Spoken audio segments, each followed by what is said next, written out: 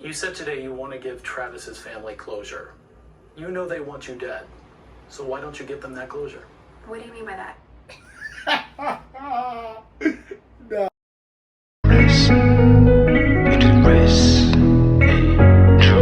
Had to finesse, had to go run that check. I was down real bad, I was on my neck. Had to go nigga finesse, got a family to impress. I was a mess, but I swear I'm blessed. I put me to the test, I put it to rest. With the same shit every day, but now I'm looking like the best. Had to go run that check. I was down real bad.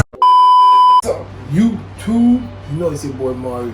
Yeah, I know I haven't posted in a long time, you know, but I'm back here with another video, and I'm gonna try to be a little bit more consistent.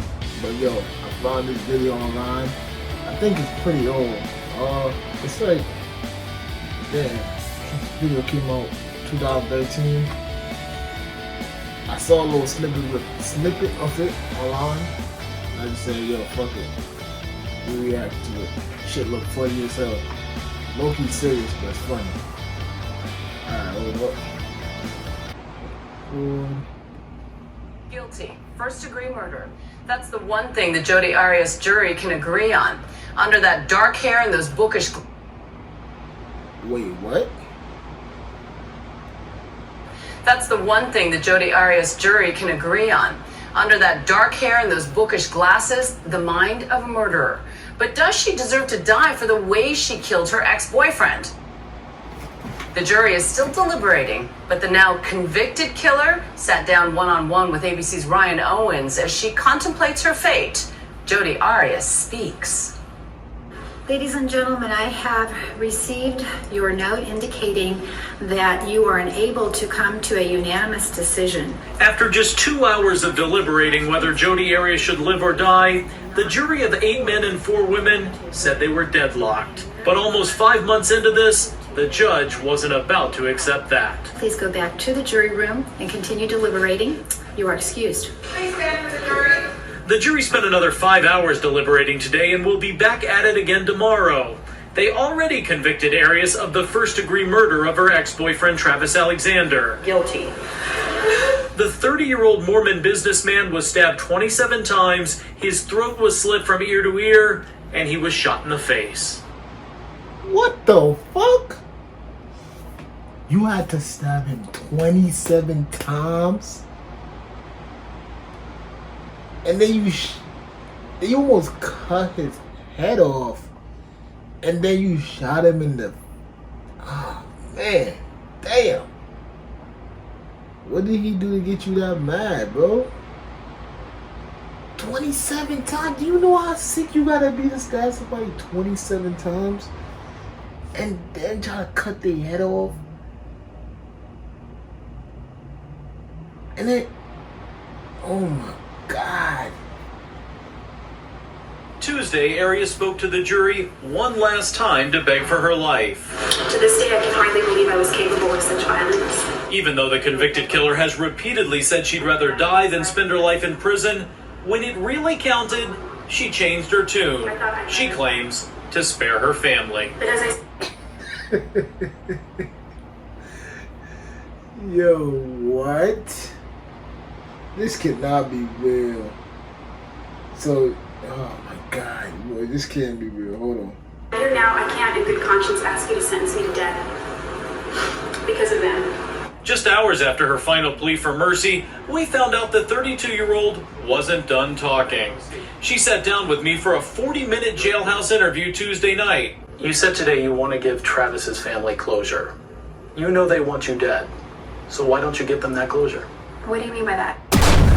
Nah, this nigga, what did he just say? What did he just say? Hold on. What did he just say? Tuesday night. You said today you want to give Travis's family closure. You know they want you dead. So why don't you give them that closure? What do you mean by that? Why don't... This nigga woke up and chose violence. This nigga, I mean, she woke up and chose violence, honestly, but damn. This nigga's a savage. Myself, is that what you're asking? No, why don't you accept the fate of the death penalty if you know that's what they want? If you truly care about their closure. I've caused them a lot of pain. I've caused my family a lot of pain. And I think that by asking for death, I'm only going to cause more pain to my family. Why didn't you apologize to them? I did apologize to them. You never said I'm sorry. I said that I'm sorry, that I'll never be able to make up for what I did, and that I can never replace their loss. But you didn't use the word I'm sorry. Well, then I'm sorry I didn't say that, because certainly I am sorry. I think in a sense, the words I'm sorry just seem meaningless, especially since nobody believes what I'm saying. You gotta start somewhere. You can't just not say anything. Talk about it's meaningless. At least have some type of heart, like to say sorry. Damn, you done killed a loved one. Damn, bro. Hey, he was your man. What's up?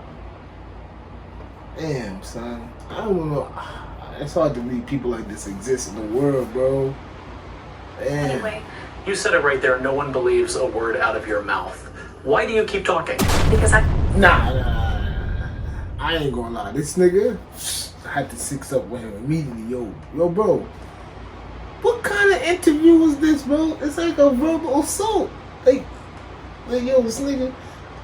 Listen not how you ask the I've question. lied before. That doesn't mean that I'm a liar by definition, by character. To a lot of people, they think this switch from I want to die to now I want to live is just another lie from Jodi Arias.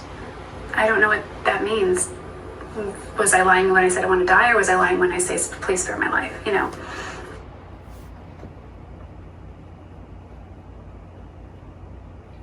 She's trying to use some type of reverse psychology on niggas. Like, what you talking about, bro? What you really talking about? Whatever happens, I'm just going to. Yo, I don't understand how she mad calm, bro. You just slaughtered somebody like that 27 times, and you mad calm like this? Hold on. Get and deal with it. You've said that sort of thing a lot before, including right after you were arrested. You said, my goodness, if I did something this horrible to Travis, I would beg for the death penalty. Right. You did it, so what changed? My family changed my mind. Some of Arias' last words to the jury were downright bizarre. She argued for Nobody don't think about the family when they doing stupid shit like this. That it blows my mind. It blows me. Like, man. in prison by essentially presenting a political platform for the rest of her life behind bars. There are many things I can do to affect positive change and contribute in a meaningful way. In prison, there are programs I can start and people I can help. She almost sounded like she was running for student council president. She told the jury she wanted to start a recycling program in prison, a book club, Spanish lessons for other inmates. This is the t-shirt. She was kind enough to bring a sample.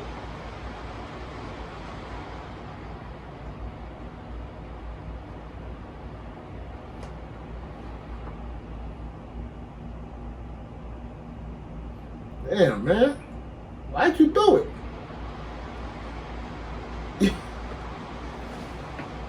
I just people her shirt say. Her shirt say survivor. Like, yo, like she survived something. And then this bitch is crazy. Then she wanna be pushing positivity behind bars like she the most fucked up of them all. T-shirt she designed to raise money for domestic violence victims. She wants to keep selling those.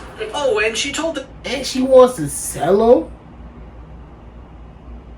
jury if she lives, she can keep donating her hair to cancer patients who need wigs. Alright, now I ain't gonna lie. All this just seems like a reach. Bitch, if you ain't want to die, then say that. Like, you ODing right now. In a statement today, you talked about all sorts of things you might be able to do in prison. Teach other prisoners Spanish, donate more of your hair, start a recycling program. Do you know how trivial that sounded in the face of what you did? Well, there isn't a whole lot that I know about prison. And these are only things that I'm able to ascertain from having never been there. So I believe that when I get there, I will find ways, better ways to contribute and pay back. But can't you grow out your hair on death row and donate it? Yeah, it'll be less wigs if I get executed. I mean, I know that sounds trivial. It but does. That's the only way that I can contribute. I'm limited. I'm going off to prison. There are so many things that I'm no longer going to do. So, in a sense, I was grasping at straws, but these are things that I can do. And at this point, that's what I'm holding on to. If you were on that jury and you had heard what they have heard, would you kill you? Bro, what? This nigga, yo, bro. There's nothing wrong with his question. It's just that he's asking, like, yo, bro. This whole interview has been foul. Like, yo, I walked out of it. Damn. Would you Avoiding kill you? capital punishment. So the answer would be no. In this penalty phase, the jury heard from no character witnesses for Jodi. My fondest memories with him are Damn, no witness, not even the mom. Hold on. No family, even though her mother has been in court every day of the almost 5-month trial. One thing that surprised a lot of people is that no one from your family got up Damn. to say anything Nobody? nice about you Our when mom, you were facing our the pops, possibility of our the death cousin. penalty. Well, that was Nobody a vouching defense for you? decision, and one that I was somewhat in agreement with. My mother wanted to. She had a letter written out that she wanted to read, and my dad was fired up. He wanted to talk, and my defense team didn't call either of them. But the impact of that is that you've lived on this planet for 32 years and you have no one other than yourself to come up and vouch for your character as a person when you're facing death. Well, I did have people, and they were not called. I loved Travis, and I looked up to him. At one point, he was the world to me. One of the other things you did say today is, look, I don't want to drag Travis's name through the mud. And at the same time you say that, you were up on that stand accusing him of abusing you and being a pedophile and all sorts of terribly awful things. That she wanna go to prison and give out survivorships. Like, she survived the relationship. Bitch, you literally killed the relationship. Like, you killed him. Like, what? Nobody survived. I don't want to say that. I don't want to say that. Continue. What does that say about the kind of person that you are? That I was truthful. I didn't want to do it, but I was obligated to do it. I was under oath. So the only other option was to lie and say he was perfect. And to people who say you shot him, you Makes stabbed sense. him, you slit his throat, and then you killed him a 4th time when he was already dead by making up things about him to ruin his reputation, you say what? Nothing was made up. Nothing was made up at all. I mean, it was a defense strategy for me to take the stand, and once I was on the stand, I was obligated to answer the questions that were posed to me. And that's what I... Yo, I just don't understand how she's so calm, bro. Like, is this what a cold-blooded killer look like? Damn, it could be like, yo, this could be the nicest person on your block. And they just, oh, damn, she's cold, bro. He's cold. Nah, he's cold, too. I ain't gonna lie. He's cold. He's savage for these questions. He's a savage. But you know no one believes you, right? That's not true. Maybe a majority of people don't, but I know plenty of people that believe me. If you get life in prison, you could conceivably get out someday. Do you deserve freedom? All I know is that if I were given free... Ah, my God, bro. Who wouldn't say they deserve freedom? Stupid. Damn. and I would handle it very, very responsibly. So you think people should feel safe if Jodi Arias is out of these 4 walls at some point? I think so, yes. If you're not abusing me and attacking... Stay the fuck away from me. I don't want you nowhere near my kids, my neighborhood, my family. Nowhere. Stay the fuck away from me with that bullshit. Hell no. She crazy as hell. She might kill one of my kids if they do some stupid shit. Hell no. threatening to kill my life, there's no reason to fear. You really are still sticking with that story. It's not a story, it's the reality. And it's unfortunate, but it is the reality. Okay. I didn't know that you were a hater when you came to interview me. Arias seems... What did he just... Wait, what did she just say? But it is the reality. Okay. I didn't know that you were a hater when you came to interview me. Arias seems surprised by... What?